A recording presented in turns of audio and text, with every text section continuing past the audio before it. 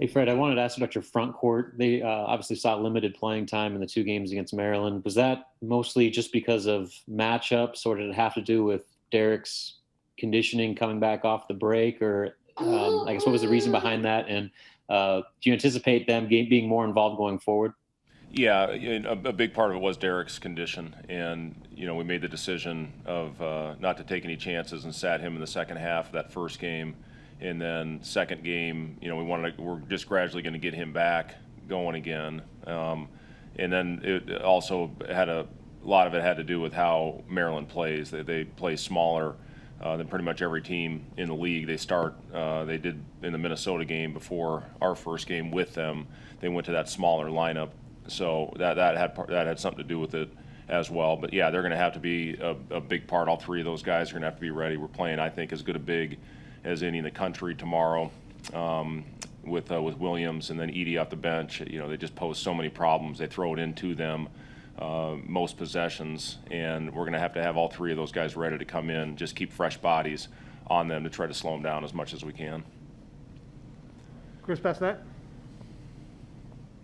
Hey, Fred, what were you guys able to, get done in practice today after the off day yesterday, and how the guys kind of responded to finally being able to maybe get a little bit of rest? Well, I wanted to get them up and down a little bit today, Chris, but we literally had three possessions in a row where I had three guys limp off the court, and I just, after that, made the decision, let's just walk through. We were just dropping like flies. And generally the second day after an extended trip is the one where you're more tired. And yesterday, you kind of go on adrenaline after that first day back home, and then the second day, that's when it hits you. So we got them up. We got a really good sweat early in practice, but when we put our scout in and the game plan in, generally when we go live and get them up and down a little bit more, we just weren't able to do that because of a couple little things. Not that any of them have to sit out tomorrow, but literally 3 straight plays I had guys limp off the court. So, we just made the decision to put the game plan, walk through it, and we'll get an opportunity to get a sweat tomorrow at noon before the 4:30 tip, and hopefully have our legs. That's going to be as important as any in this stretch that we're going to have coming up,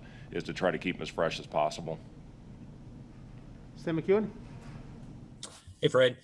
We can all kind of see that Eduardo Andre is a player who's developing, in front of our eyes in terms of his, skill set and his awareness on the court. What have you liked about the work that he's done maybe over the last 2 to 3 weeks? Well, I'm really proud of Eduardo, for working on his game and spending a lot of extra time in the gym, working on his finishes, working on his conditioning. We put him on the scout team to where he's playing the other teams. Most teams in this league have a great big, so he's getting a lot of touches in that type of setting, and I think it's helped him. I think it's helped with his conditioning. You have the first team guard it, second team guard it, and you're getting every rep. And I think that has really helped Eduardo with conditioning, learning the league, of what bigs are going to do. And then when he gets in the game, he should know, because he's learning all the plays as we put the scout in. So, the thing I really like about him, Sam, is how he's running the floor. He's doing a great job getting up and down. He's setting screens. He's rolling to the rim. I think our shooters have benefited because of Eduardo's commitment to rolling to the basket. And then he's made some really nice passes. We've done a good job loosening teams up a little bit with Derek flashing to the high post with Eduardo, and they've made good reads and good passes off of it. So I think Eduardo's got a chance with his physical tools to be special, and I've said that since we got him. And rim protection, we haven't had that in the 2 years that we're coming up on. But Eduardo has had some really good blocks at the rim, and plays that would have been 2 points or 3 on an and one are now, we've got that guy back there, so we can get extended a little bit more as we move on with Eduardo into the future, and he'll play more and more as we go down the stretch run. And been really pleased with his development, and proud of how he's continued to work.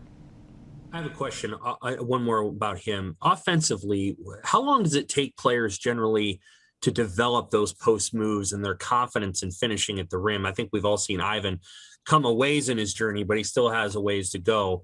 how do you work on that? Is it just repetition, or are there other things that you guys lean on to develop their offensive skills? Yeah, it is repetition. There's no doubt about that. It's continuing to get in the gym, which those two guys, both Ivan and Eduardo, do a good job. And a lot of it is where they are based on their development in their basketball lives. And both those two guys started playing basketball later than most of the guys on our roster. Eduardo, I mean, he's still new to this game, but I think you see the feel.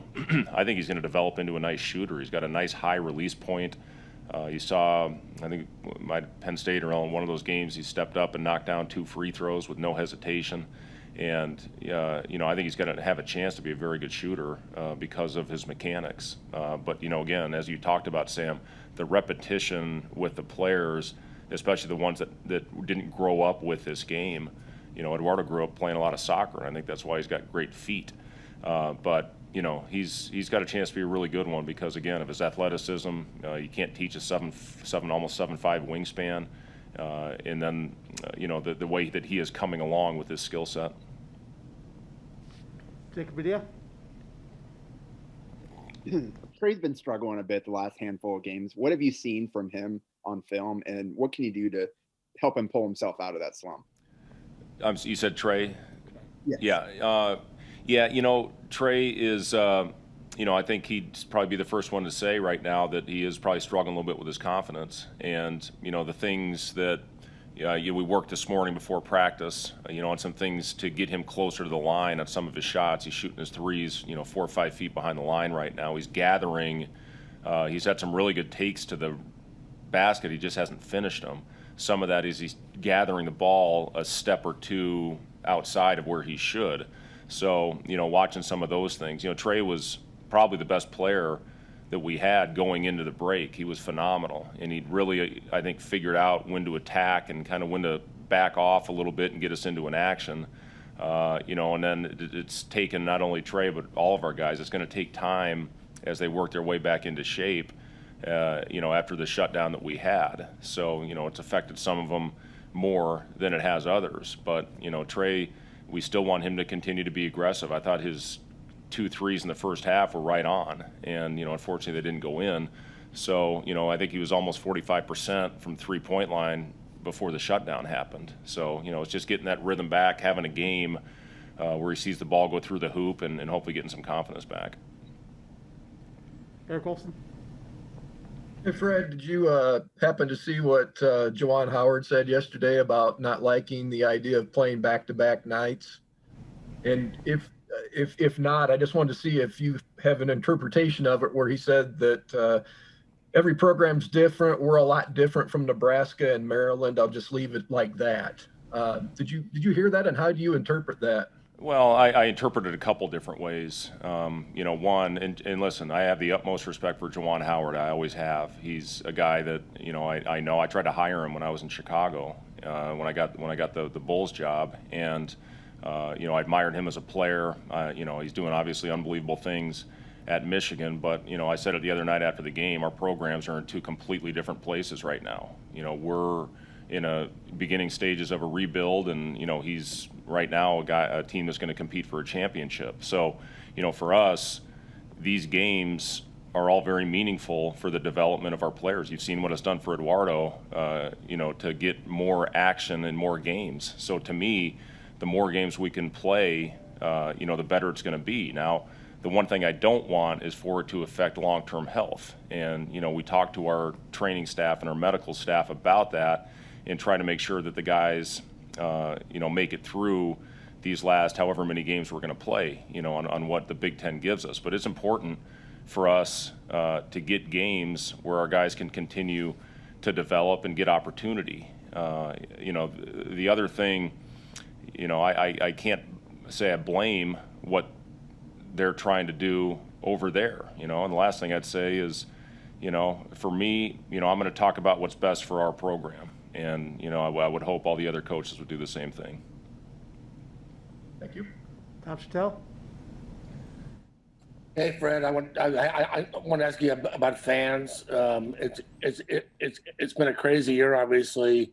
What's it been like in a lot of these arenas that are just empty? And how much do you miss the fans this year?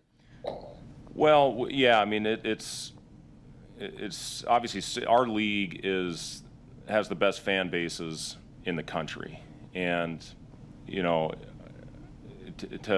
play in an empty arena, I mean, a big part of playing at Nebraska is the great fan support that you have, and you see it all across the board in every sport. Our arenas are full, our stadiums are full, and it's an unbelievable atmosphere. Especially as hopefully we get it going in the next couple years. It's going to be electric in our arena, and hopefully we get back to that. Hopefully next year's normal. Hopefully this vaccine does great things and gets the fans back in the seats at full capacity. I guess the NCAA passed today that they're going to allow 20 or 25% capacity at the NCAA tournament. So going into next year, hopefully we can get this thing behind us and get some normalcy back in our lives where we have full stadiums and arenas again. That's a huge part of college athletics. It's a huge part in sports in general, is playing in front of great fan bases. And, sometimes guys, even on the road, you get motivated with, the fans in the building. I loved playing on the road when I was high school, college, whatever it was.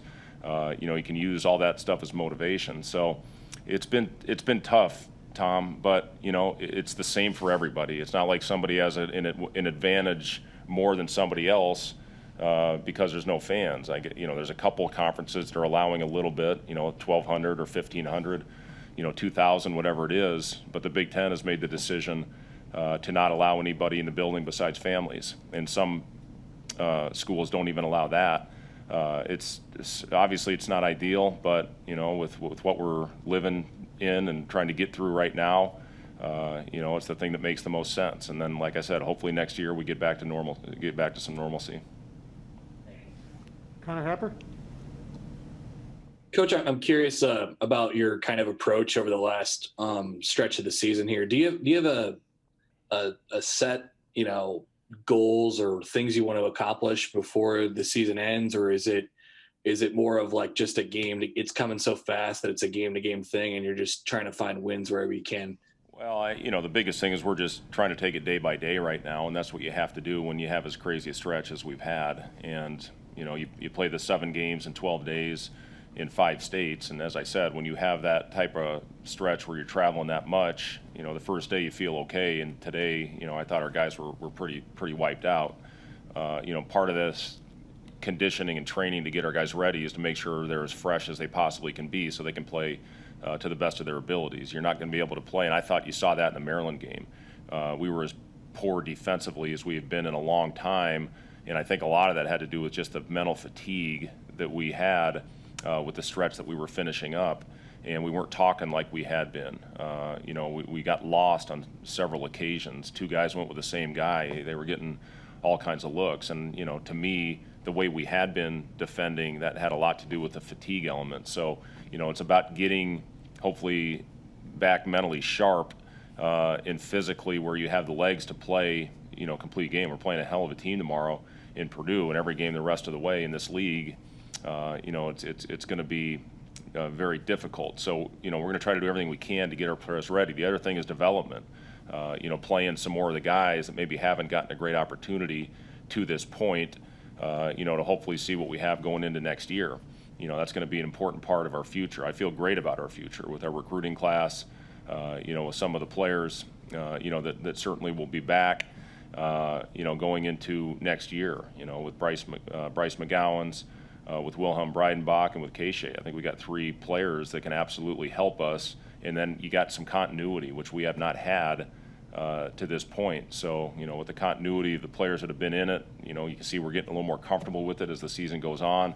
And hopefully that'll pay some benefits. But, some of the other players that maybe haven't played as much. I got Trevor some, solid minutes the other night, and he's going to, be in a position where we're going to play him, to see see if he can give us what we thought he could when we brought him in as far as his shooting, and he shot it great in practice today. So, we'll continue to hopefully get guys opportunities, but development is a big part of what we're trying to accomplish with the rest of the season. We'll finish with Jacob Padilla.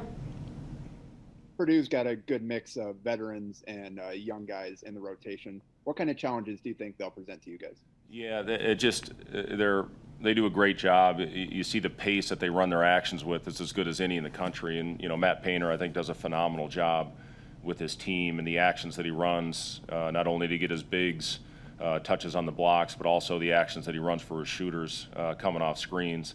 Travion Williams, not only can he score it, but, the 28 that he scored against Michigan State, he did it in such a variety of ways. His moves, the 15-foot jump hooks off the window from the left side of the floor, his ability to pass. He's, one of the best big passers that, I've seen. So, it starts with him, and then you bring in a 7'4" player in Edey that they're going to throw it to pretty much every possession he's in the game, and then play off of him with their shooting. So, they just put you in a tough position because their bigs are so skilled on the block, and then they've got guys that can knock down shots around them.